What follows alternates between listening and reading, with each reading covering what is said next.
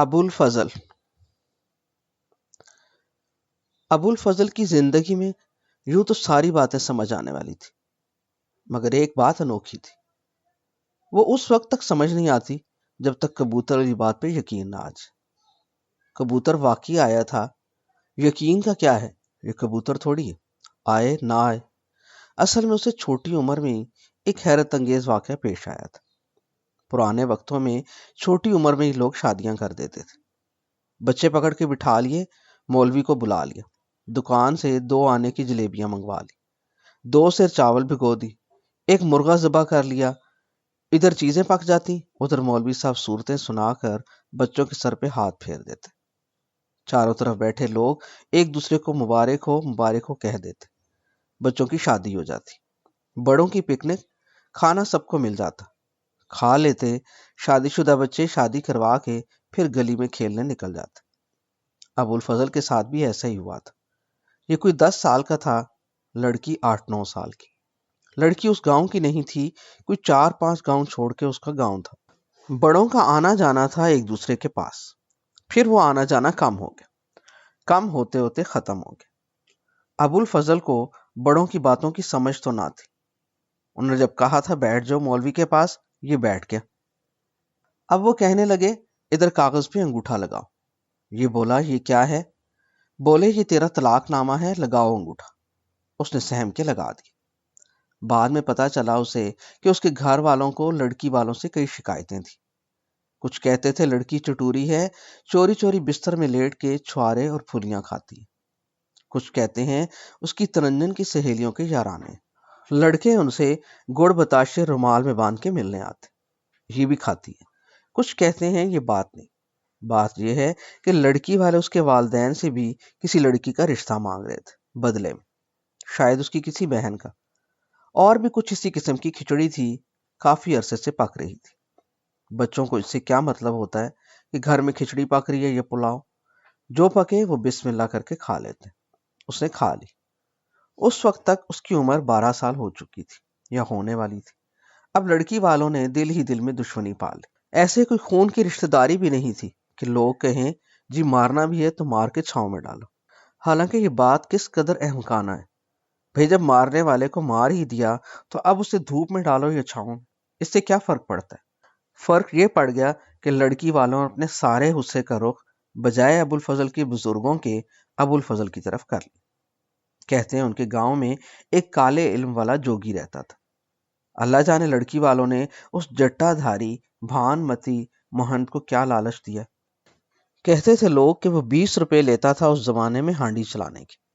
اس نے ایک ہنڈیا لی، اس میں رکھی 7 سلائی کڑھائی والی سوئیاں، اوپر دھرے 7 پرانٹھے دیسی گھی میں پکوا کے گرم گرم، ساتھ رکھ دی 7 چھریاں سل پہ تیز کرا کے، 7 چٹکیاں ڈالی سندور کی، ساتھ ہی رکھیں اگربتی قسم کی گگلیاں، اور بھی کچھ مسالے ڈالے، پھر ہانڈی کے اندر آگ جلا دی، منتر پڑھ دیا۔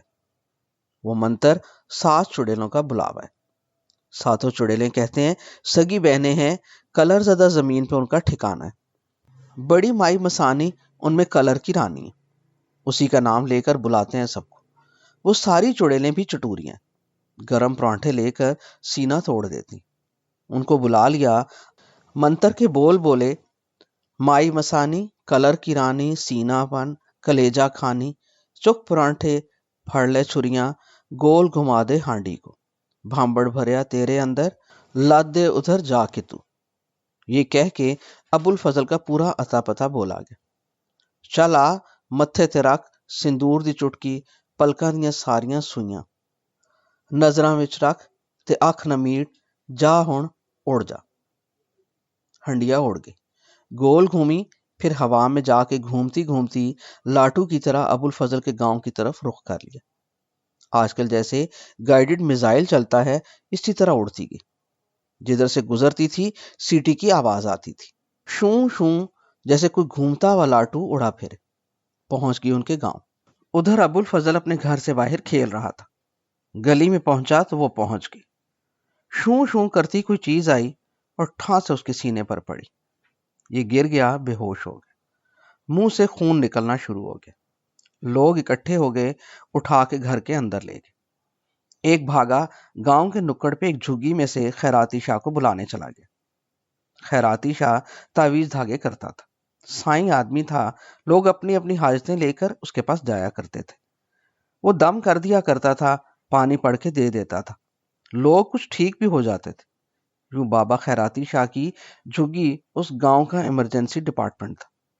بلا لائے خیراتی شاہ کو، اس نے دم کیا، پانی پڑھ کے چھینٹے مارے، پھر ابو الفضل کی ماں کو بولا 7 پراٹھے پکا ماسی دیسی گھی کے۔ ایک کو کہا جا بھاگ کے جا گگل لیا سندور لیا، سب منگوا لیا، پراٹھے پک گئے۔ خیراتی شاہ بولا یہ 7 بہنیں ازل کی بھوکی ہیں 7 چڑیلے، اجاڑ کلر والی زمین میں رہتی ہیں، کھانے کو ادھر کچھ ملتا نہیں انہیں، جو پکا کے گرم پراٹھے رکھ دے اسی کی چھریاں پکڑ کے یہ اڑ جاتی۔ چلو اٹھو، صحن میں کھلی جگہ منتر پڑھنا پڑے گا۔ سب کسی کھلی جگہ بیٹھ گئے، ابو الفضل کو درمیان میں لٹا لی۔ وہ مردے کی طرح لیٹا ہوا تھا، ناک منہ سے خون نکل رہا تھا، جسم بے سود تھا، ماتھے پہ پسینہ تھا، چہرہ نیلا ہوا تھا، آنکھیں پلٹی ہوئی تھی۔ خیراتی شاہ نے ابو الفضل کے جسم پہ اپنے کندھے کی چادر پھیلا دی اور پاس ہی زمین پہ بیٹھ کے ساری چیزیں سامنے ایک ٹرے میں رکھ لیں۔ دونوں گھٹنے زمین پہ لگا کے بیٹھ گیا اور منتر پڑھنے لگا۔ منتر پڑھ کے بولا کلر کی رانی واپس موڑا، اپنے پراٹھے لے جا۔ ایک دم سے شوں شوں کرتی ہوئی ہانڈی لٹو کی طرح گھومتی ہے، اندر اس کی آگ جل رہی تھی، ہوا کا تیز جھونکا ساتھ ہے۔ ٹرے پہ ہانڈی نے جھپٹا مارا اور ساری چیزیں اٹھا کے اسی طرح شوں شوں کرتی گھومتی نظروں سے اوجھل ہوگی۔ خیراتی شاہ نے اسے جاتے جاتے دیکھ کے کہا جدھر سے آئی ہے ادھر ہی جا، مار جا کے سینے پہ آگ سے بھرا چھریوں والا اپنا ہاتھ۔ پتہ نہیں ادھر کسی کے سینے پہ وہ لگی یا نہیں۔ ابو الفضل اٹھ کے بیٹھ گیا۔ اب ابو الفضل کے ساتھ جب یہ حادثہ ہو گیا تو اسے یہ جنون چڑھ گیا کہ میں بھی سیکھوں گا یہ منتر۔ اس نے سوچا ہوگا کہ یہی قوت اور طاقت کی نشانی، میں کیوں نہتا رہوں۔ ہر دور میں طاقت کے سمبل ہوتے ہیں جو بدلتے رہتے ہیں وقت کے ساتھ، جیسے آج کل دھونس دھاندلی طاقت ہے، پجاروں موبائل بنگلہ طاقت کے مظاہر ہے، طاقتوروں سے یارانہ ایک ذہنی عیاشی ہے۔ اس وقت بھی یہی حال تھا۔ خیراتی شاہ اس گاؤں کی توپ تھا، اس کی جھگی کو آج کا 8 کنال کا بنگلہ سمجھو، اس کی کھوتی کو پجارو اور ہاتھ میں پکڑی تسبیح کو موبائل، تو تمہیں اس زمانے کے ویلیو سسٹم کی سمجھ آ جائے گی۔ خیر، خیراتی شاہ کی خدمت شروع کر دے، اس کے لیے دودھ دہی لسی پراٹھے گوڑ شکر گھی سب چوری چوری گھر سے لے کر جاتا۔ خیراتی شاہ سرا نہ پکڑائے۔ کئی بار ابو الفضل نے مدعا بیان کیا، وہ کہے دیکھ کاکا یہ مشکل راہ ہے، تو چھوٹا ہے پھر یہ راہ لمبی ہے، تو سیدھا ہے یہ رستہ سیدھا نہیں، میں نے تو یہ صرف اسی کے توڑ کے لیے سیکھ رکھا ہے، اس میں نہ جانا تو اس میں اندھیرا ہے، تو چانن والی گلی میں جا، اس راہ کا سوچ، اصل راہ وہ ہے، اس پہ جو چلے وہ گم نہیں ہوتا، بھٹکتا نہیں۔ ابو الفضل تو بھٹک چکا تھا، اسے بس یہی جنون تھا کہ منتر سیکھنا ہے۔ جب خیراتی شاہ اس کے قابو نہ آیا تو اس نے اس کے چھوٹے بھائی سے بات کی، جیسے آج کل ایم این اے کے چھوٹے بھائی ایم پی اے سے بات کی جاتی۔ جرنیل نہ سنے تو اس کے سٹاف افسر کو شیشے میں اتارا جاتا۔ ابو الفضل کی الیک سلیک تھی خیراتی شاہ کے چھوٹے بھائی سے۔ خیراتی شاہ کا چھوٹا بھائی بھی سائیں تھا، وہ ابو الفضل میں عمر میں 5-7 سال بڑا تھا۔ گاؤں کی بھینسیں چرانے کے لیے باہر دریا کنارے لے جاتا تھا۔ بھینسیں گھاس چرتی پھرتی، پانی گارے میں چلتی پھرتی، وہ ایک کونے پہ بیٹھا کوئی وظیفہ پڑھتا رہتا۔ ابو الفضل 4 دن اس کے بھینسوں کے ریوڑ کے آگے پیچھے پھرا، کٹے کٹیوں کو چھپڑوں میں نہلایا، بھینسوں کے سینگوں والے ماتھوں سے کیچڑ مٹی صاف کی اور لجا لجا کے چھوٹے سائیں سے باتیں کی۔ اس کے آگے پیچھے بھاگا بھاگا پھرا، وہ اس کا یار بن گیا۔ آج کل بھی یاری بنانے کا یہی طریقہ ہے یا نہیں؟ اب تمہاری بھینسیں ہی نہیں ہیں تو میں کس کے سینگ جھاڑوں؟ کیچڑ تمہاری بستی میں نہیں، کدھر جا کے اسے صاف کروں؟ رہ گیا آگے پیچھے بھاگنا تو وہ بھاگے پھرنا، تم بھگائے لیے پھر رہی ہو، کبھی آگے کبھی پیچھے۔ تمہیں تھوڑی یہ کہنا ہے کہ تم سے منتر سیکھنا ہے، شاستر سیکھنے ہیں، پھر کوک شاستر لکھنی ہے، کوک شاستر جدید۔ دیکھو یہ ان 10 صدیوں میں آخری موقع ہے۔ میرے یہاں کہاں اوروں سے یارانے، گاؤں میں ابو الفضل کی بھی اور کسی سے دوستی نہیں تھی۔ ابو الفضل نے محبت سے اس کا پیچھا کیا تو وہ اس کا ہاتھ نہ چھڑا سکا۔ سائیں تم تھوڑی تھا، وہ تو تھا۔ اس کا نام تھا سائیں بگا۔ کہتے ہیں جب وہ زیادہ چھوٹا تھا تو اپنے نانا کے پاس رہتا تھا۔ باپ کہیں اس کا بچپن میں ہی فوت ہو گیا تھا۔ نانا نے پالا تھا، پھر ماں بھی مر گئی، تو بڑا بھائی خیراتی شاہ اسے اپنے پاس اس گاؤں میں لے آیا۔ چونکہ عام بچوں کے ساتھ گلی میں کھیلنے کی بجائے گاؤں کے باہر ویرانوں میں ہی پھرتا رہتا تھا، لوگ اسے بھی سائیں کہنے لگے تھے۔ یہ بھی تھا کہ اس کا بڑا بھائی پہلے سے ہی گاؤں بھر کا جانا ہوا فقیر آدمی تھا۔ یہ بھی سائیں بگا بن گیا۔ بڑا ہوا تو اس کا نام سائیں بگو شاہ ہو گیا۔ ابو الفضل کی سائیں بگو شاہ سے گاڑی چھننے لگی، تو ایک دن اسے اپنی کہانی سنائی اور دل کی آرزو بھی کہتی۔ کاش تو بھی کبھی مجھے دل کی کہی کہنے دے، ان کہی کہہ دی جائے تو کتنا مزہ آتا ہوگا۔ کبھی لیا ہے تم نے یہ مزہ؟ نہ لینے دیے۔ سائیں نے 2-4 دن ٹال مٹول کی کہ بھاری رستہ ہے، مجھ سے چلایا نہیں جائے گا۔ تو بھول جا، اڑانے والی ہانڈی مجھ سے نہیں پکتی۔ میں نہیں بتاتا یہ نسخہ، چھوڑ اسے، اور وظیفے تمہیں بتاتا ہوں۔ تو بھی ایسے ہی ٹالتی آ رہی ہے نا۔ مگر ابو الفضل میرا دادا تھا، اس پہ تو اسی منتر کا بھوت سوار تھا جیسے مجھ پہ ہے۔ آخر بگوشا راضی ہو گیا، تو نے بھی ایک دن مان جانے۔ اب بول نہ بول۔ بولا کل آ جانا۔ گاؤں کے باہر خواجہ روشن ولی کی درگاہ کی طرف کلر والے میدان میں جو اونچا بوہڑ کا درخت ہے پرانا، اس کے نیچے 7 دن 7 راتیں وہی رہنا ہوگا۔ ٹھیک ہے، 1000 منکے والی تسبیح چاہیے ایک۔ ابو الفضل اگلے دن گھر سے اپنی چارپائی لے آئے، تسبیح بھی بنا لی۔ اللہ جانے گھر والوں سے کیا بہانہ کیا کہ وہاں کیا کرنا ہے۔ سائیں نے بھی اپنی چارپائی وہیں بچھا لی، تو سمجھا دیا کہ دیکھو 3 تسبیحیں روز پڑھنی، اسم بتا دیا جو پڑھنا تھا، ساری ہدایات دے دی کہ ڈرنا نہیں، ڈرانے والی بڑی چیزیں آئیں گی، تمہیں بلائیں گی، تم نے اپنی جگہ سے نہیں اٹھنا، شکلیں بدل کے آئیں گی وہ ساری بلائیں، کبھی کوئی تیرا باپ بن کے آئے گا، تو نے اسے باپ نہیں سمجھنا، کہنا نہیں ماننا اس کا، میری صورت بنا کے بھی کوئی آ سکتا ہے، تو نے یقین نہیں کرنا۔ یہ لو، میں تمہاری چارپائی کیل دیتا ہوں، روز کیل دیا کروں گا، تم ڈرنا نہیں۔ وہ سب بلائیں اس لکیر سے باہر باہر رہیں گی، بس لکیر کی جسے سمجھ آ جائے وہ پار لگ جاتے۔ تم لکیریں ہی لگاتی رہی، پار نہ لگنے دیا۔ چلو کبھی نہ کبھی مجھے دائرے میں اندر رکھ کے اپنے ساتھ لکیر لگاؤ گی، باہر تو اندر کے بھید کھلیں گے، اور دروازے بھی لگاتی رہو کنڈیاں دروازوں پہ، مجھے کیا، میں کون سا ابھی اندر ہوں۔ خطرہ تو تب ہے جب مجھے بٹھا کے ساتھ باہر کی کنڈیاں لگاؤ، پھر میں کدھر دستک دوں گا، کدھر سے آؤں گا۔ سمجھ آئی؟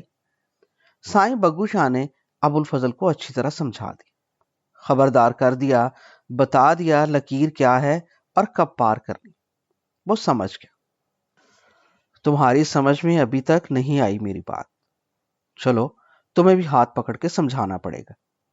لکیر کا تقدس یہی ہے کہ جو لکیر کھینچے وہ اس کے آر پار لے کے جاتا ہے۔ سائیں بولا جب میں خود آؤں گا تو اس لکیر کو پار کر کے تمہارا ہاتھ پکڑ لوں گا، یہی میری نشانی ہے۔ میری بھی۔ اب تمہارے چاروں طرف جو ہوتا ہے ہوتا رہے، طوفان آئے آتا رہے، سیلاب آ جائے، چاہے آئے گا، دریا بھی تم پہ مار کرے گا، آیا ہے کئی بار، تمہارے بن ڈھانے، تم نے پشتے مضبوط رکھے ہیں، تم تو ڈراتی ہو الٹا۔ تم نہ ڈرنا، سائیں نے کہا۔ بولو ڈرو گے تو نہیں؟ میں ہوں تمہارے پاس یہ 7 والی چارپائی پہ۔ ہاں میں ہوں، تم نے 7 والی چارپائی کبھی بچھائی ہی نہیں، اس لیے میں کیسے نظر آؤں، بس تم نے دل پکا رکھنا ہے۔ سائیں سمجھاتا رہا، میں نے تھوڑی سمجھانا ہے، جانور بھی آ کے تم پہ حملہ آور ہوں گے، تم نے آنکھیں بند کر لینی۔ تم نے نہیں، تو میں تو کہتا آ رہا ہوں، آنکھیں کھولو دیکھو، اور دیکھنے دو کہ تم اصلی حالت میں صرف آنکھوں کی راہ سے دیکھنے سے نظر آتی ہو۔ ہر کسی کو دیکھنے کا یہی سرکاری طریقہ ہے، اسی لیے تم مجھے یوں نہیں تکتی۔ یاد ہے ایک شام، وہ شام جس کے بعد رات کبھی نہ آئی۔ کئی راتیں بنا رات بنے گزر گئیں۔ میں تمہیں دیکھتا رہا، تکتا رہا۔ تم کہتی رہو نہ دیکھو، ایسے مجھ سے نہیں دیکھا جاتا۔ تمہارا ایسے دیکھنا، تم میرے دیکھنے سے نہیں ڈر رہی تھی، اپنے دیکھے جانے سے خوف زدہ تھی، ہے نا؟ خیر جی، میں تو سائیں بگو شاہ اور ابو الفضل کی بات کر رہا تھا۔ سائیں سمجھاتا رہا، دیکھ، گردن چکا کے پڑھتے جانا، چارپائی نہیں چھوڑنی، اس لکیر سے باہر نہیں نکلنا۔ ان سب بلاؤں کی یہی کوشش ہونی ہے کہ کسی طرح تمہیں ڈرا دھمکا کے، سہما کے بھاگنے پر مجبور کر دے۔ اگر تم نے لکیر سے باہر قدم نکالا تو وہ تیری گردن توڑ دیں گے۔ ادھر سے منکا توڑتی ہیں۔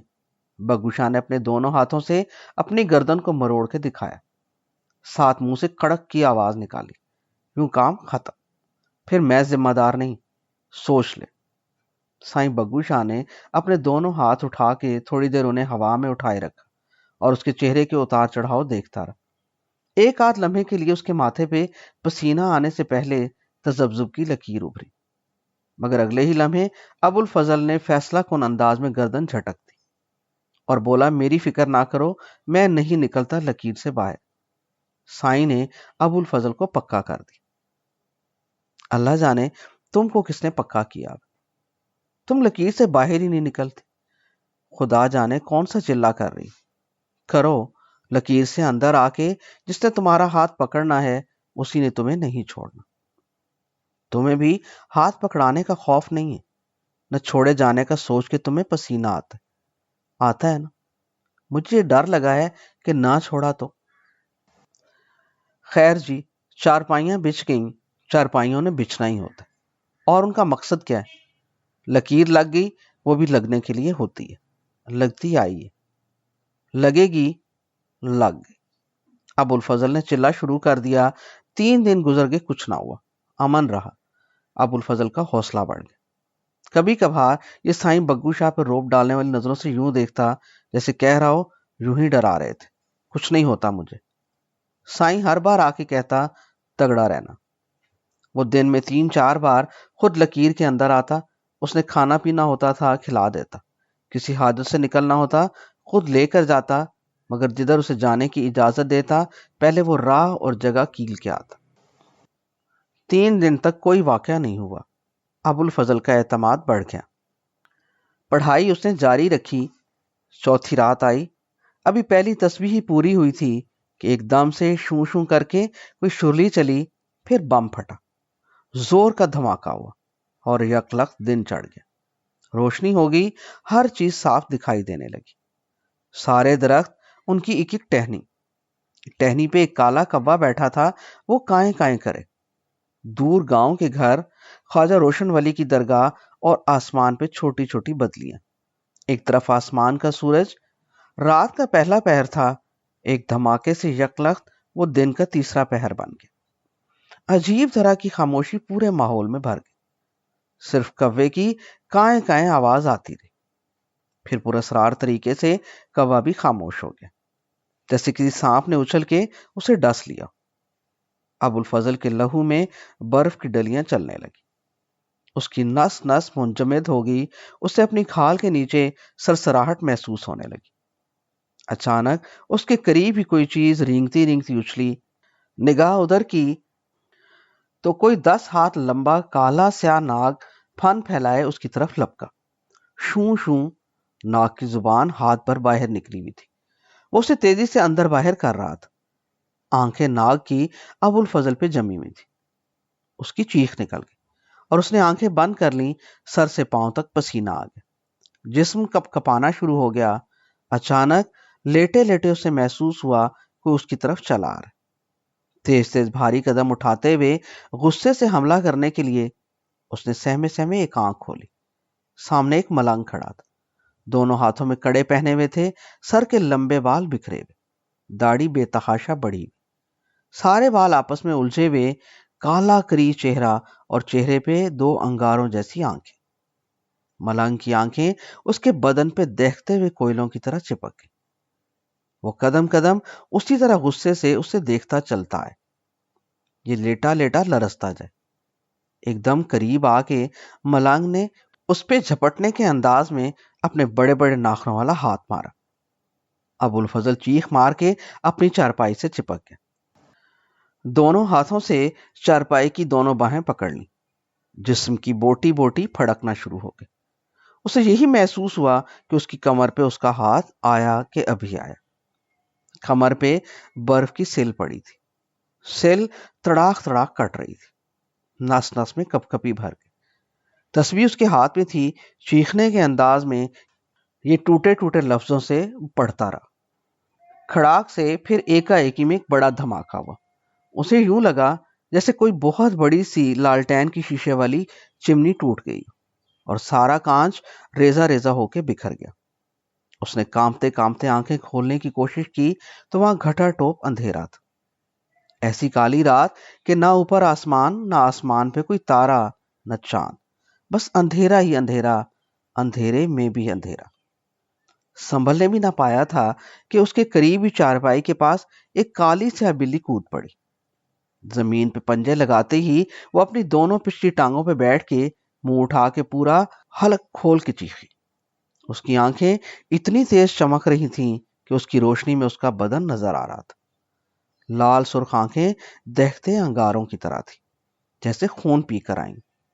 بلی بیٹھی بیٹھی اچھلی، اچھل کے دوبارہ زمین پہ قدم اس کے پڑے تو دھیرے دھیرے بلی کا جسم ایک عورت کا جسم بن گیا۔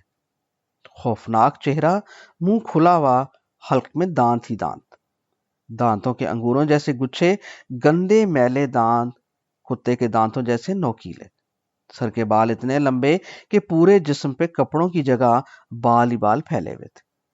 وہ اپنے جسم کے بالوں کو اپنے گٹ گٹ لمبے ناخنوں والے ہاتھوں سے سمیٹتی ہوئی اپنی دونوں رانوں کے سامنے سے ہٹا کے ہنستی ہوئی ابو الفضل کے بستر پہ ہم بستری کرنے کے ارادے کو لیے کود پڑی۔ ابو الفضل کا پیشاب نکل گیا، تسبیح ہلنا بند ہو گئی اور اسے غشی پڑ گئی۔ ہوش آیا تو دیکھا پاس بگو شاہ کا بڑا بھائی خیراتی شاہ کھڑا ہے۔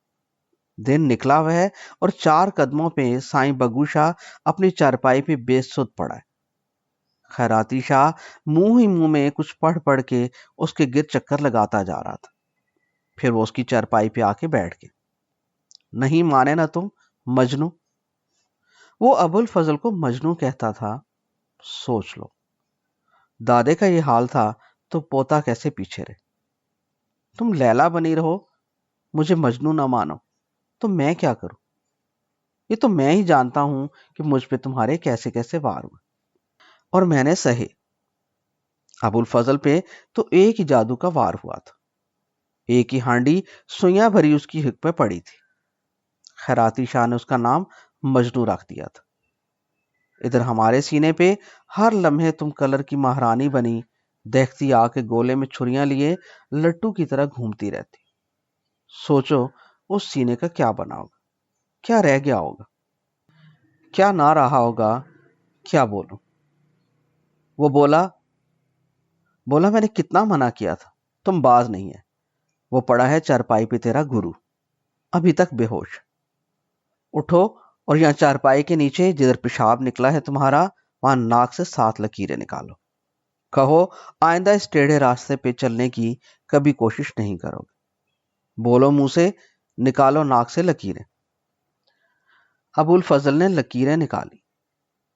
تم نے بھی میری ناک کو بہت رگڑا، بہتری لکیریں لگوائیں، مگر تمہیں خیراتی شاہ کی طرح خیرات میں بٹنا نہ آیا، نہ بٹی، نہ بٹنے دیا، اسی لیے معاملہ وہیں کا وہیں رہا۔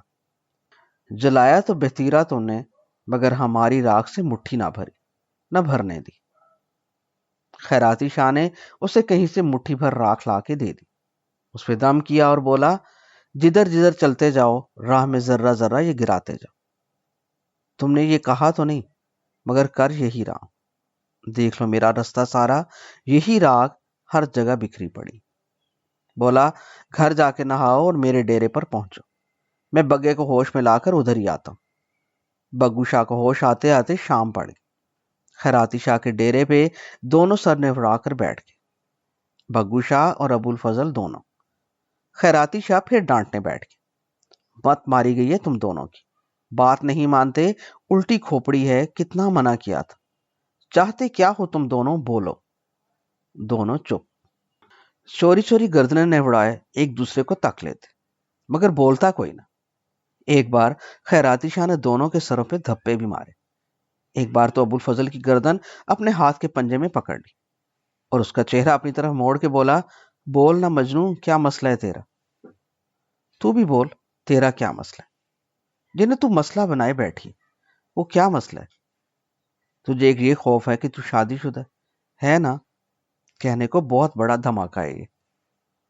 ہو ہوتا رہے دھماکہ، میں کیا کروں؟ مجھے نہیں نظر آتا یہ، نہ سنائی دیتا ہے یہ دھماکہ، نہ تجھے دیکھتے ہوئے نہ سوچتے ہوئے، تو بھی نہ دیکھ، اتنی سی بات ہے، دکھتا ہے تو دیکھتی جا، میں کون سا روکتا ہوں؟ پر مجھے کیوں روکتی ہے؟ میں کیسے رکوں؟ مجھ پہ میرا بس نہ چلے تو؟ تجھ پہ تیرا بس چلتا ہے، بول۔ تیری شکل کہہ رہی ہے نہیں، پھر کیوں مجھے روکتی ہے؟ جو راہ ہی تم خود ہو، اسی کا کیوں روڑا بن رہی؟ بولنا۔ مجنو سے بھی بولا نہ جا رہا تھا۔ خیراتی شاہ تاڑ گیا، بولا، تیری شکل بتا رہی ہے تو باز نہیں آئے گا، پھر پیشاب نکلوائے گا اپنا، بول، بات کر، مجھ سے چاہتا کیا ہے تو بھی کہہ دے، کیا چاہتی ہے تو؟ میں نے جو کہا نہیں وہ تو جانتی ہے، جو تو نے کہنا نہیں وہ میں جانتا ہوں، اب کیا کروں؟ گرو تو ہے نہیں اب آس پاس جو میری گردن پکڑے یا تیرا ہاتھ پکڑ کے پکڑا دے، ویسے ہے وہ آس پاس ہی، شاید اسی نے میری گردن سے تیرے بازو باندھ رکھے، ہے نا یہی بات؟ نہیں یقین آتا تو خود پوچھ لینا۔ ہمارا گرو خیراتی شاہ کی طرح ڈرانے والا تھوڑی تھا۔ خیراتی شاہ 6 فٹ لمبا، مضبوط ہاتھ پاؤں والا جوان آدمی تھا، ابو الفضل سے عمر میں 10-15 سال بڑا تھا، چہرے پہ داڑھی تھی، درمیان میں مانگ تھی، سر کے بال کندھوں پہ پڑے ہوئے تھے، ہاتھ میں اس کے ہمیشہ ایک سوٹا ہوتا، چلتا وہ اسے راہ میں بجاتا جاتا، بیٹھتا تو اپنے دائیں کندھے کے پاس دیوار پہ کھڑا کر دیتا۔ بڑا روب دبدبا تھا اس کی شخصیت میں، بڑا سا اس کا چہرہ تھا، موٹے موٹے نقش اور موٹی موٹی غصیلی آنکھیں جو غصے میں آتی تو غضبناک ہو جاتی۔ ابو الفضل کی گردن ابھی تک اس کے داہنے ہاتھ میں تھی اور اس کا چہرہ اپنی طرف موڑ کے پوچھ رہا تھا، چاہتے کیا؟ ابو الفضل کے چہرے پہ ایک دم سے کچھ کہنے کی آرزو ابھری، جیسے کہہ رہا ہو، چھوڑیں بتاتا ہوں۔ خیراتی شاہ نے ہاتھ ہٹا لیا، بولا، بول۔ ابو الفضل بولا، میں بے بس اور کمزور نہیں رہنا چاہتا، مجھے طاقت چاہیے۔ اپنا بھی یہی جواب ہوتا اگر پوچھا جاتا۔ ہاں یہ الگ بات ہے کہ گرو آگے پوچھتا کہ طاقت سے کیا مراد ہے تیری، تو میں چپکے سے کوئی نام لے لیتا۔ اچھا؟ خیراتی شاہ نے اسے پہلی بار تسلی سے غصے کے بغیر دیکھا، کچھ دیر سوچتا رہا، پھر بولا، طاقت اصل تو کسی اور راہ میں، رستہ ایک ہی ہے، بس گلیاں دو مڑتی ہیں، اس میں دونوں میں خیر ہی خیر ہے۔ پڑھنے کو میں کئی چیزیں بتا سکتا ہوں، مگر تم دونوں کو 2 اسم بتاتا ہوں، مرضی سے ایک ایک چن لو۔ سن رہے ہو تم بھی بگے؟ اس نے بگو شاہ کو کندھوں سے پکڑ کے ہلایا۔ جی بھاجی، وہ بھی سیدھا ہو کے بیٹھ گیا۔ خیراتی شاہ بولا، ایک کلمہ شریف ہے، چلتے پھرتے اٹھتے بیٹھتے یہ پڑھتے جاؤ۔ دوسرا اسم ہے درود شریف۔ یہ دونوں وہ چیزیں بتائی ہیں کہ انہیں جیو گے تو ساری عمر کوئی تمہارا بال بیکا نہیں کر سکے گا۔ یہ جو بھوت چھلاوے چڑیلیں تمہارا پیشاب نکالتی پھرتی ہیں، وہ تمہاری راہ سے کانپیں گی۔ بولو، کس نے کس راہ جانا ہے؟ کون کیا پڑھے گا؟ جلدی کرو۔ سائیں بگو شاہ بولا، میں کلمہ شریف پڑھوں گا۔ اور تم مجنو؟ میں درود شریف۔ میں ہوتا تو پتہ ہی کیا چنتا؟ دونوں۔ سوچ لو پھر تمہارا کیا بنتا۔ کیا پتا میں نے کیا کیا چن لیا، سوچو تو صحیح۔ یہ خیراتی شاہ نہیں پوچھ رہا، میں پوچھ رہا ہوں۔ خیراتی شاہ تو کہہ رہا تھا، یہ سوچ لو، جس طرح تم سانس لیتے ہو اور جانتے ہو کہ سانس لیے بغیر تم جی نہ پاؤ گے، اسی طرح یہ چیزیں پڑھنی، ناغہ اس میں کوئی نہ ہو، چھٹی نہیں ہے اس راہ میں۔ آج اسی لمحے سے آخری سانس تک کا سوچ لو، پھر مجھ سے عہد کرنا۔ تھوڑی دیر بیٹھے وہ دونوں سوچتے رہے۔ ایک دو بار انہوں نے سوچتے سوچتے آپس میں نظریں ملائیں، جیسے حامی بھرنے سے پہلے اپنی اپنی رائے کا تبادلہ کیا۔ پھر دیکھا دیکھی بولے، سوچ لیا، نہیں ناغا ہوگا پڑھیں گے، صاف ستھرا بھی رہنا ہے، باوضو رہیں گے، چوری چکاری نہیں کرنی، نہیں کریں گے، آل فال نہیں بکنا، نہیں بکیں گے، جھوٹ نہیں بولنا، نہیں بولیں گے، اپنے ہاتھ سے کما کے کھانا ہے، حرام سے بچنا ہے، بچیں گے، سوائے سوتے ہوئے ہر وقت یہ تمہارے ہونٹوں پہ ہو، بات کر رہے ہو تو اس کے بول دل میں گونجتے رہے، بولو ایسا ہی ہوگا، ہوگا، شاباش، ایسا ہی ہو گیا۔ اتنی ذرا سی بات ہے، تم پتہ نہیں کیوں یہ سمجھ نہیں پائیں ابھی تک کہ ایک لیلا مجنو کو کیا سے کیا بنا دیتی، کہاں سے اٹھا کے کہاں بٹھا دیتی۔ جہاں تو اسے لیلا سمجھنے کی بات ہے، جس کے ہاتھ میں صرف سارے لیل و نہار ہیں۔ سوچو جو اس کا مجنو بن جائے وہ کیا ہوگا۔ خیراتی شاہ نے بھی ابو الفضل اور بگو شاہ دونوں کو سمجھا دی۔ بولا، اب جاؤ، کوئی ماں کا لال تمہارا بال بیکا نہیں کر سکتا۔ یہ بھوتنے، چھلیڈے، جن، دیو، بدروہیں، چڑیلیں تو شے ہی کچھ نہیں۔ ان دونوں کلمات کی طاقت تو آسمانوں سے اٹھائی نہیں جاتی۔ یہ تو ہم انسانوں کی خوش بختی ہے، ہمارے دلوں میں اتنی جان ہے کہ انہیں سہار سکے۔ جاؤ، اللہ تمہارا راکھا ہے۔ میری اللہ رکھی، کچھ سمجھی بات کہ نہیں؟ لو جی، اس دن سے سائیں بگو شاہ اور ابو الفضل کے لیے ان کے وظیفے آکسیجن کی طرح اہم ہو گئے۔ وہ سانس ہوا میں لیتے مگر سانس میں خوشبو ان وظیفوں کی رہتی۔ وظیفوں کا کام یہ ہوتا کہ خون کے خلیوں کو آکسیجن کے ساتھ ساتھ خدا کی عظمت اور رسول خدا صلی اللہ علیہ وآلہ وسلم کی محبت کا ٹیکا بھی لگایا جاتا۔ ان کا خون کیسے نہ کائنات کی رگوں کو سونگتا مہکاتا پھرتا۔ تم آزما لو، آزمودہ ہے۔ رہنے کو ابو الفضل ہزار جگہوں پہ رہا، سیراں کے دل اور بلوں کے دماغ سے لے کر روپڑ اور سیستان تک۔ سیستان میں صحراؤں، جنگلوں، پہاڑوں، بیابانوں، پتہ نہیں کہاں کہاں خاک چھانتا رہا، مگر اس نے اپنا وظیفہ نہیں چھوڑا۔ سیستان سے واپس گاؤں آیا، واپس بھی اس کو ایک کبوتر لایا، مگر کبوتر کو کون اس کے تمبو پہ لایا؟ جلندر کے دریا کنارے گاؤں سے سیستان میں کس نے کبوتر کے حلق میں ابو الفضل کے باپ کی آواز رکھی؟ یہ سب اس کے وظیفے کا کمال تھا۔ روپڑ آ کے پھر اس نے اپنی نوکری دوبارہ شروع کر دی۔ اسے پتا تھا کہ اس کا سیستان والا کمیشن واپس آنے والا ہے۔ اصل محکمہ تو اس کا وہی نہر کا محکمہ تھا، اس میں آ کے پھر نوکری کرنے لگا۔ نوکری تو میں بھی کرتا ہوں، تمبو میں بھی رہتا ہوں، مگر میرے تمبو پہ کوئی کبوتر کدھر سے آئے؟ ابا جی کو اڑے 20 سال ہو گئے، امی جی کو گئے 13 سال۔ رہ گئی تم تو میرے ساتھ ہی میرے تمبو میں ہو، نہ کبوتر نہ کبوتری، تم تو میری فاختہ۔ ادھر میں تمہاری گٹرگو گٹرگو، اس لیے پیاری میری باتیں میری نہیں ہیں، تمہاری ہیں، تو میں نے میرا وظیفہ کہہ لو۔ یہ بھی بڑے کام دکھاتا ہے، دکھائے گا، دیکھ لینا۔ ابو الفضل کا وظیفہ کام دکھا رہا تھا۔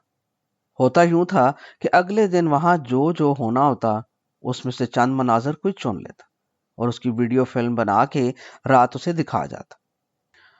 وہاں روپڑ بنگلہ نہر پہ کون سا ورلڈ وار چھڑی ہوئی تھی یا کوئی مہم درپیش تھی؟ یوں ہی عام سی باتیں ہوتی۔ وہ آیا، وہ چلا گیا، کبھی کوئی بحث چھڑ گئی، تکرار ہو گئی، کوئی بیمار ہو گیا، وہ سب باتوں کا بھیتی ہو گیا۔ بس اسے مزہ آتا کہ اسے پہلے کسی ہونے والی بات کا پتہ ہوتا ہے۔ باتیں ہو رہی ہیں، اس نے یہ کہا ہے تو وہ دوسرا بندہ اب یہ کہے گا۔ ان کے باتیں کرتے کرتے فلاں جگہ سے فلاں آدمی چلتا چلتا ادھر آ جائے گا، وہ اسے گالیاں دے گا یا اسے دھکے مارے گا۔ صاحب غصے ہوں گے، بڑا صاحب اچانک دورے پہ آئے گا، فلاں کی کتی مر جائے گی، نتھو کو بخار چڑھے گا، گاما بکریوں کے لیے ٹہنیاں توڑنے جامن پہ چڑھے گا، 15 فٹ اوپر چوتھی ٹہنی پہ پاؤں رکھتے ہی وہ ٹوٹ جائے گی، دھڑام سے گرے گا، سارے ہنسیں گے، مگر وہ گرتے ہی کپڑے جھاڑ کے اٹھے گا اور بخشے کی قمیض کندھے سے پکڑ کے دھپے مارنا شروع ہو جائے گا۔ فلاں فلاں آ کے بیچ بچاؤ کرائیں گے، وغیرہ وغیرہ۔ پھر ایک رات اس کی سٹی گم ہو گئی۔ اسے کچھ ایسا خوفناک منظر دکھا دیا گیا کہ وہ سہم گیا۔ صبح ہوتے ہی یہ اپنے انچارج منی لال کے پاس گیا اور کہنے لگا، لالا جی آج بڑی نہر کا پھاٹک نہ بند کریے گا، اسے نہیں چھیڑنا۔ کیوں؟ منی لال اس کا چہرہ یوں تکنے لگا جیسے پوچھ رہا ہو، تم کہاں سے میرے افسر بن گئے، مجھ پہ حکم چلانا شروع کر دیا۔ ابو الفضل تھوڑی دیر چپ رہا، کچھ دیر سوچتا رہا کہ جواب دے نہ دے، مگر بات کسی کی زندگی اور موت کی تھی۔ اس سے چپ نہ رہا گیا، بول پڑا، لالا جی اگر پھاٹک کو چھیڑا تو آج ایک بندہ مر جائے گا۔ اچھا اب تمہیں الہام آنے لگے؟ واہ تیرے بھان متی، ذات دی کوڑ کرلی شتیرا نو جپے، ہمیں سبق پڑھاتا ہے، پڑھایا 30 مار خان مہنت جوگی بننے۔ چل اپنا کام کر، یہ سرکاری کام ہے بچے، جو حکم آئے ماننا پڑتا ہے، چل دفعہ ہو۔ منی لال نے ابو الفضل کو ڈانٹ کے بھگا دیا۔ اللہ کا کرنا کیا ہوا، اوپر سے حکم بھی آ گیا کہ دریا کا دروازہ کھولو۔ نہر میں پانی نیچے ہے، بس پھر کیا تھا، عین وہی فلم چل پڑی جو خواب میں دیکھا تھا، وہی ہوا۔ ایک بندہ ادھر پھاٹک کی گراریوں میں گر گیا، گراریاں ایک کھڑاک سے کھلی، چاروں طرف مشین گن کی طرح برس گئی۔ اتنے بڑے دریا پہ ہیڈ بنا کے جھیل بھر کے جب رکے پانی کو کسی نہر میں گرانے کے لیے آگے روک کے کھڑے ہزاروں من بھاری لوہے کی گیٹ کو اٹھانا پڑتا ہے تو ان گنت لوگوں کی ضرورت پڑتی تھی۔ اس کام کے لیے 24 بندے تھے وہاں، سب جٹ جاتے۔ بڑی بڑی گراریاں تھی لوہے کی، وہ گھومتی، پھر جا کے وہ لوہے کا بھاری گیٹ ہلتا۔ لوہے کی گیٹ کا ہلنا تھا کہ حادثہ ہو گیا۔ وہی ہوا جو دیکھا تھا۔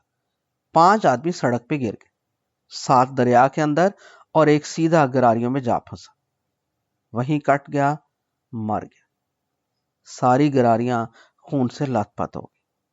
دریا میں گرے بندے تیر کے نکل آئے، سڑک پہ گرنے والوں کو چوٹیں آئیں مگر بچ گئے، ایک آدمی مر گیا۔ نہر کے بنگلے پہ تار گھر موجود تھا، تاریں کھڑک گئیں، شام تک شہر سے افسرانے بالا پہنچ گئے، سب اکٹھے کر لیے گئے، ایک ایک کا بیان سنا جانے لگا۔ 24 میں 23 بچ گئے، ان سب نے حادثے سے پہلے حادثے کا پورا منظر ابو الفضل سے سنا تھا۔ ہر بات اس نے بتا دی تھی، پوری تفصیل سنا دی تھی، کدھر کدھر گراریاں اڑ کے جائیں گی، کتنے بندے دریا میں گریں گے، کتنے سڑک۔ ان میں سے ایک نے بھی منی لال کی طرفداری نہیں کی۔ ایک ایک نے منہ کھول کے انگریز افسر کو بتا دیا، سرکار یہ ملا جی، وہ ابو الفضل کو اس کی داڑھی، لمبے بال اور سیدھی مانگ کی وجہ سے ملا جی ہی کہتے تھے۔ ملا جی نے ساری بات بتا دی تھی، پورا نقشہ دکھا دیا تھا، منتیں کی تھی لالا جی کی کہ گیٹ کو نہ چھیڑیں ایک دن، مگر نہیں جی، لالا جی نہیں رکے، بندہ مروا دیا ہمارا۔ وہ سب حواس باختہ ہو گئے تھے۔ انگریز آیا تو انکوائری کرنے تھا، یہاں اور ہی بات نکل آئی۔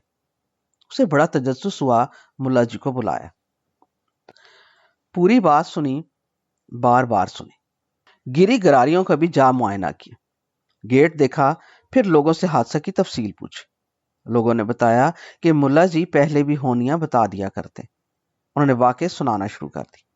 انگریز ایکسین تھا محکمہ انہار کا، یہاں سبق کسی اور مضمون کا نکل آیا۔ بات اس کی سمجھ میں نہ آئے، نہر کے محکمے میں کام کرتے کرتے اسے اتنا پتا تھا کہ کوئی بھاری چیز ڈھونڈنی ہو تو ملتی تہ ہی سے، تہ تک خدا جانے پہنچا نہ پہنچا۔ پوچھنے لگا، مسٹر ملا یہ بولو، یہ تمہیں کون بتاتا ہے؟ جی پتا نہیں، کچھ دکھتا ہے؟ جی بس منظر نظر آ جاتا ہے۔ کھلی آنکھوں سے دیکھتے ہو یا بند سے؟ پتا نہیں جی، یہ ان آنکھوں کے دیکھنے کا ہی منظر ہوتا ہے، لیکن دکھتا کسی اور آنکھوں سے۔ نیند میں؟ جی خواب میں کہہ لیں، کوئی آواز بھی سنتے ہو کانوں سے؟ کانوں کے سننے والی آواز ہی ہوتی ہے، مگر وہ کانوں کی بجائے اندر کہیں پوری روح میں گونجتی ہے، پتہ نہیں اسے سننے کے کان کدھر ہیں۔ کوئی آ کے بتاتا بھی ہے؟ جی کہیں کچھ بابے سے بھی آتے ہیں خواب میں، مگر میں انہیں پہچانتا نہیں۔ کبھی کسی کو چھوا تم نے یا کسی نے تمہیں؟ شاید، مگر صاحب وہی احساس ہوتا ہے جیسے روح کو ملتی ہے، یہ جسم والی حص وہاں کام کرتی نظر نہیں آتی۔ ایسا کیوں ہے؟ میں تو نہیں جانتا، تم جانتی ہو؟ پتا مجھے بھی نہیں ہے، مگر ایسا ہے نا؟ تمہیں تو شک نہیں، مگر وہ انگریز ساری تعلیم ہی شک کرنے کی لے کے آیا تھا۔ بولا، کچھ تو تم ایسا کرتے ہوگے، کچھ پڑھتے ہوگے۔ جی پڑھتا تو ہوں۔ کیا؟ بس سرکار، اس کی آپ کو سمجھ نہیں آنی۔ تم بولو، ہم سمجھنے کی کوشش کر رہے ہیں۔ انگریز اپنا سر پکڑے کھڑا تھا۔ ایک تو اللہ کی بڑائی ہے کہ صرف ایک وہی ذات ہے ہر تعریف کے قابل، اکیلی، واحد، نہ جس کا کوئی بیٹا نہ وہ کسی کی اولاد۔ ٹھیک، تم لوگوں کا یہی خیال ہے۔ ہم سمجھتا ہے خدا کا تھوڑا سا فیملی بھی ہے۔ انگریز بولا، صاحب کی تخلیق تو ساری کائنات، مگر ہے وہ اکیلا کمانڈر۔ آپ صاحب لوگ اپنی کمانڈ میں کسی کو شامل کرتے، کبھی کسی تنظیم، ریاست یا ملک کے ایک سے زیادہ بادشاہ ہوئے؟ وہ تو پوری کائنات کا خالق اور مالک ہے۔ یار، میں اس وقت بحث کے موڈ میں نہیں۔ تم یہ کہو اور کیا پڑھتے، کیونکہ اس کا نام جیسے بھی لیں، گاڈ کہہ لیں، فادر کہہ لیں، اسے یاد تو ہم بھی کرتے۔ انگریز اگلی بات سننے کی جلدی میں تھا۔ دوسرا ذکر صاحب درود شریف ہے، وہ پڑھتا ہوں کئی سالوں سے۔ کیا چیز ہے یہ؟ کیا بولا تم نے؟ انگریز کے ہاتھ سے اس کا سر چھوٹ گیا۔ جی یہ ہمارے سرکار دو عالم حضرت محمد صلی اللہ علیہ وآلہ وسلم کی مدح سرائی ہے، ان لفظوں میں جو اللہ تعالیٰ نے خود بتائے۔ اللہ بھی یہی پڑھتا ہے۔ اللہ تو آنے والے وقت کا بھی خالق ہے، ہر بھید سے واقف ہے۔ وہ اپنے محبوب ہمارے نبی پاک صلی اللہ علیہ وآلہ وسلم کی مدح سن کے کتنا خوش ہوتا ہوگا، یہ تو عقل میں آنے والی بات۔ اس کے انعامات کی ہمیں کیا سمجھ؟ وہ مالک ہے، بادشاہ ہے، جو چاہے سو کرے۔ انگریز افسر کے چہرے پہ ایک رنگ آئے، ایک جائے۔ وہ ہکا بکا کھڑا تھا۔ آخر ابو الفضل کے قریب جا کے اسے اپنے بازوؤں میں لے کے تھپ تھپایا اور بڑی سنجیدگی سے بولا، ہمارے لیے بھی دعا کرنا۔ ہمیں تمہاری بات کی سمجھ نہیں آتی، مگر اتنا ہم جانتا ہے کہ تم جھوٹ نہیں بول رہا۔ انگریز افسر پھر اپنی سرکاری کارروائی میں جت گیا۔ جانے لگا تو منی لال اور ابو الفضل دونوں کو بلایا۔ منی لال کو بولا، تم نے اپنے کام میں غفلت کی، حادثہ تمہارے سامنے تمہاری ڈیوٹی میں ہوا، ہم تمہیں ہیڈ ٹرنڈیل سے معزول کر کے بیلدار بناتے۔ اور ابو الفضل، تم نے اپنے طور پہ اس حادثے کو ٹالنے کی کوشش کی، تمہاری بات نہیں مانی گئی، مگر تمہاری کوشش بہرحال ریکارڈ پہ موجود ہے۔ ہم تمہیں بیلدار سے ترقی دے کر ہیڈ ٹرنڈیل بناتے۔ دونوں میں سے کسی کو کوئی شک؟ منی لال کا چہرہ پیلا ہو گیا، سر جھکائے وہ کھڑا کانپ رہا تھا۔ ابو الفضل کچھ کہنے کو ایک قدم آگے بڑھا اور بولا، سرکار اجازت ہو تو ایک عرض کروں؟ بولو۔ صاحب، یہ میری خوش بختی ہے کہ میری کسی بات سے خوش ہو کر آپ میری عزت افزائی کر رہے ہیں، مگر اتنے سال میں منی لال کا ماتحت رہا ہوں، اب میں ایک دم سے اس سے اپنا ماتحت نہیں سمجھ سکتا۔ اگر آپ مجھے ترقی دینا ہی چاہتے ہیں تو پھر میرا یہاں سے کہیں اور تبادلہ کر دیں، یہ بنتی ہے میری صاحب جی۔ انگریز افسر نے بڑے تحمل سے پوری بات سنی، سن کے مسکرایا اور بولا، تم واقعی اچھے آدمی معلوم ہوتے، اسی لیے تمہیں نیند میں اچھے خواب آتے۔ اوکے، ہم تمہیں ہیڈ مانپور تبدیل کرتے ہیں، تم وہاں ہیڈ ٹرنڈیل بن کے چارج لوگے۔ حکم نامہ نکال دیا جائے۔ اس نے گردن موڑ کے ایس ڈی او اور اوورسیئر دونوں کو دیکھا۔ دونوں نے بڑے ادب سے گردنیں اوپر سے نیچے ہلائیں۔ لو جی۔ ابو الفضل روپڑ سے سامان اٹھا کر سرہند کے ساتھ ساتھ چمکور صاحب سے ہوتا ہوا ایک دوسرے بنگلے نہر ہیڈ مانپور آ گیا، دو راہے کے پاس۔ یہ ہیڈ ورکس بھی اسی نہر سرہند پہ تھا۔ یہاں بھی سرہند نہر میں پھاٹک لگا کے پانی روکا اور چلایا جاتا تھا۔ روپڑ پہ جیسے دریا سے سرہند نہر نکلتی تھی، یہاں اسی نہر سے دو نہریں نکلتی تھی، ایک تھی فیڈر برانچ پٹیالہ شاخ، دوسری کمبائنڈ برانچ۔ بنگلہ نہر دونوں برانچوں کے بیچ میں تھا۔ سرہند کی طرف سے پانی آتا تھا، پانی کے ساتھ روپڑ سے چلتے آؤ تو کوئی 35-40 میل نیچے پٹیالہ کے رخ میں یہ بنگلہ آتا تھا۔ دوراہا موڑ اس کے قریب کا قصبہ تھا، وہاں پکی سڑک کا نہر پہ پل تھا۔ بہاؤ کے ساتھ چلتے آؤ 4-5 میل پہ تو ہیڈ مانپور بنگلہ آ جائے گا۔ بنگلے میں 10-15 بیلداروں کے گھر تھے، وہ سب فیڈر برانچ کے کنارے بنے ہوئے تھے۔ ان کے کوارٹروں کے آگے نہر میں سیڑھیاں اترتی تھی۔ نہر کے پل اور پل کے ساتھ لگے نہر کھولنے بند کرنے کے پھاٹک کے قریب ٹیلی فون والا کمرہ تھا، وہی پنسال تھی۔ وہیں سے گھوم کے ایک راستہ دوسری نکلی ہوئی نہر کی طرف جاتا تھا، کمبائنڈ برانچ کی طرف۔ اس کے سامنے ہیڈ ٹنڈیل کا گھر تھا۔ 2 کمرے تھے، ایک برآمدہ، آگے کچا صحن، گھر کے باہر دیوار کے ساتھ جامن کا درخت لگا ہوا تھا۔ آگے خالی جگہ تھی، اس میں گھاس تھی اور سبزیاں لگی ہوئی تھی۔ اس سے آگے آم کے پیڑ تھے، کچھ جامن کے بھی تھے۔